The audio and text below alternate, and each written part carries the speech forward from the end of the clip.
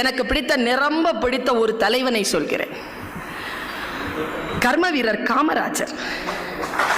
ஏன் நான் அவரை தலைமை என்று சொல்கிறேன் என்றால், சில விஷயங்களை வாசிக்கிறேன் அவரை பற்றி. என்ன ஒரு லீடர்ஷிப்புங்க, என்ன ஒரு குவாலிட்டி.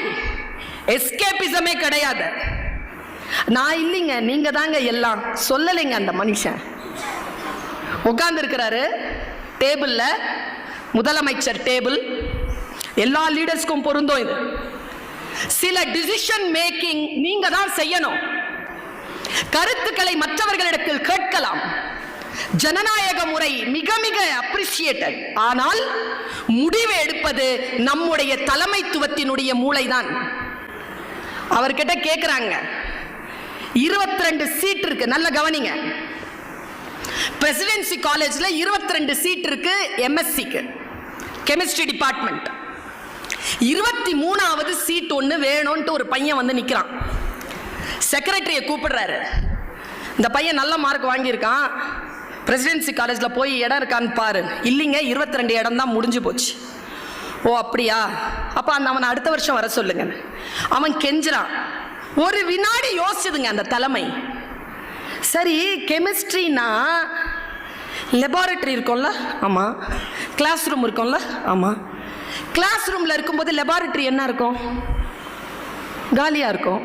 சரி, லெபார்டரிக்கு பிள்ளைகள் வந்துட்டா கிளாஸ் ரூம் காலியாக இருக்கும். ஓ அப்படியா, அப்போ இன்னொரு ஒரு 22 சீட்டை போட சொல்லு. இதுதாங்க ஷிஃப்டிங் சிஸ்டம். இப்படிதான் வந்தது காலேஜ், ஆஃப்டர்நூன் காலேஜ் இப்படிதான் வந்தது.